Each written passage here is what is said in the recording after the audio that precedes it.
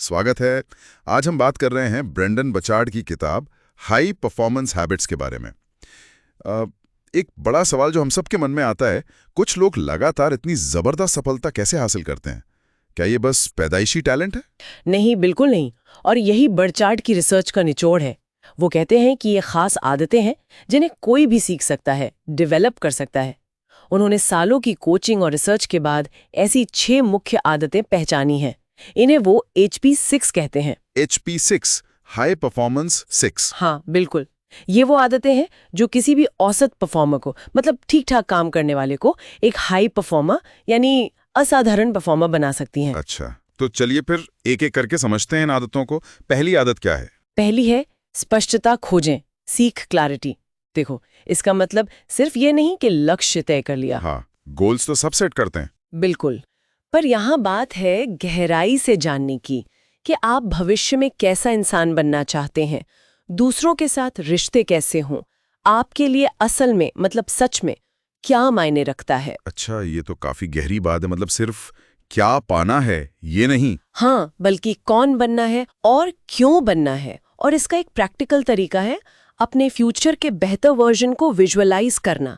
सोचो कि वो मुश्किल हालात में कैसा महसूस करेगा, कैसे रिएक्ट करेगा। और रोजमर्रा में? रोजमर्रा में अपनी हर बातचीत, हर मीटिंग से पहले एक इरादा तय करना। जैसे, इस कॉल का मेरा मकसद क्या है, मैं सामने वाले को कैसा महसूस कराना चाहती हूँ। ये छोटी सी चीज बहुत दिशा देती है। समझ गया। तो ये हुई स्पष्टता। अब दूसरी आदत। दूसरी है ऊर्जा उत्पन्न करें, जनरेट एनर्जी। हम अक्सर सोचते हैं एनर्जी मतलब बस फिजिकल ताकत, हाँ, थक गए तो सो जाओ या कॉफी पी लो, है ना? पर यहाँ बात मानसिक स्टैमिना, मेंटल टफनेस और पॉजिटिव इमोशंस की भी है।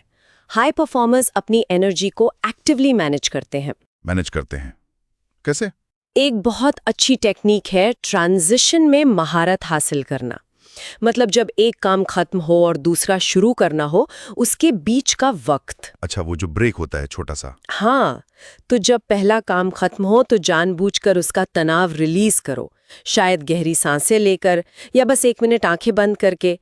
फिर अगला काम शुरू करने से पहले उसके लिए इरादा सेट करो कि इसमें मेरा फोकस क्या होगा। रिलीज और सेट दिलचस्प है। ये सच में एनर्जी बचा सकता है। बिल्कुल। और एक और बात, खुशी का इंतजार मत करो, उसे चुनो। मतलब हर सिचुएशन में कुछ पॉजिटिव ढूंढने की कोशिश करो। ये एक मेंटल मसल है जिसे बनाना पड़ता है। सही कहा। ओके, तीसरी आदत, आवश्यकता बढ़ाएं, रेज नेसेसिटी। इसका क्या मतलब है? जरूरत बढ़ाना? हाँ, इसका मतलब है कि अपने लक्ष्यों को नाइस टू हैव से मस्ट हैव बनाना। मतलब ये हो जाए तो अच्छा है से बदलकर ये तो करना ही करना है। लेकिन ये कैसे होगा? क्या सिर्फ विल पावर से? विल पावर एक हिस्सा है, पर उससे ज्यादा ये अपने क्यों को समझने से जुड़ा है। आपका मकसद क्या है? जब आपका काम आपकी पहचान से जुड़ जाता है, जैसे मैं वो इंसान हूं जो हमेशा अपना बेस्ट देता है, देती है, तो वो जरूरत अंदर से आती है। अंदरूनी मोटिवेशन। एग्जैक्टली। बाहरी चीजें भी मदद करती हैं, जैसे कोई जिम्मेदारी, कोई डेडलाइन या फिर अपने गोल्स को पब्लिकली बताना।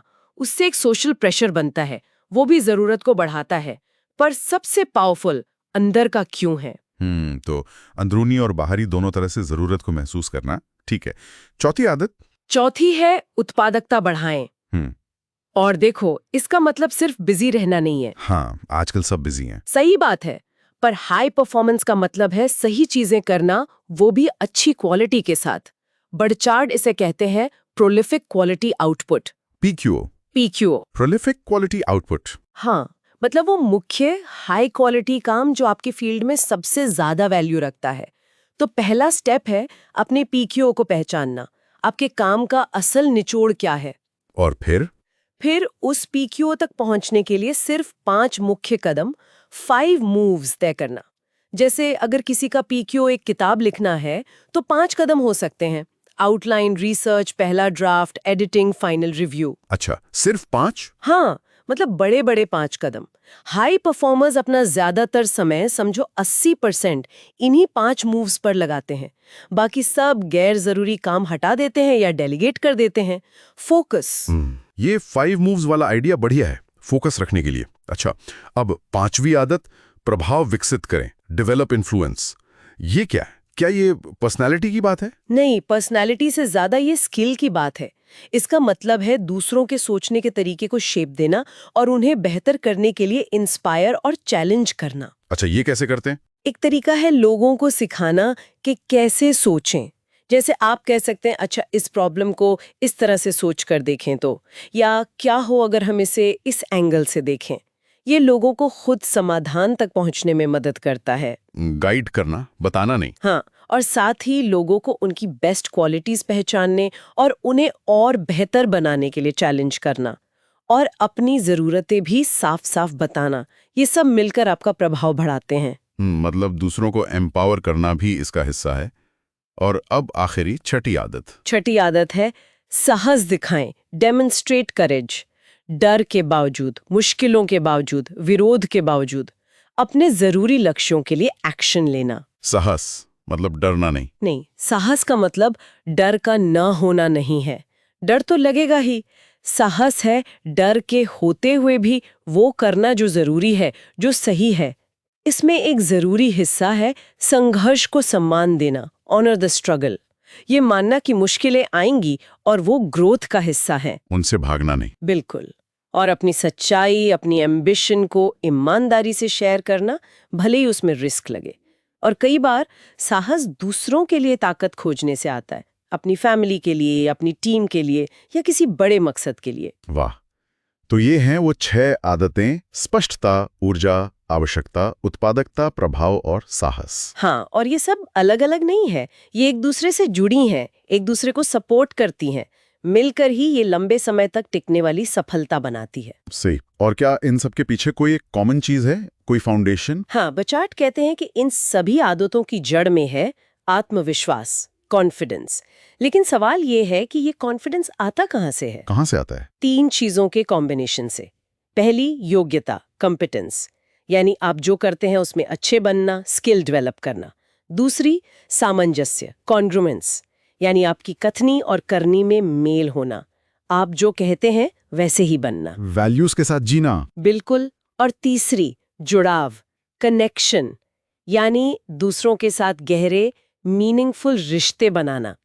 जब ये तीनों मिलते हैं, योग्यता, सामंजस्य और जुड़ाव, तब सच्चा आत्मविश्वास पैदा होता है। योग्यता, सामंजस्य और जुड़ाव, इनसे बनता है कॉन्फिडेंस। और एक और चीज है जो इस पूरे इंजन को चलाती है, वो है जिज्ञासा। जिज्ञासा? हाँ, सीखने की इच्छा, सवाल पूछने की आदत, हमेशा ये सोचना कि चीजों को और बेहतर कैसे किया जा सकता है। अगर जिज्ञासा नहीं होगी तो शायद ये आदतें लंबे समय तक टिक नहीं पाएंगी, आप सीखना बंद कर देंगे। तो ये सोचने वाली बात है कि हम अपनी रोज की जिंदगी में इन 3 चीजों, योग्यता, सामंजस्य और जुड़ाव, पर कितना ध्यान दे रहे हैं। और क्या हम अपनी जिज्ञासा को जिंदा रखे हुए हैं, ताकि हम लगातार सीखते रहें और इन हाई परफॉर्मेंस हैबिट्स को अपनी जिंदगी का हिस्सा बना सकें।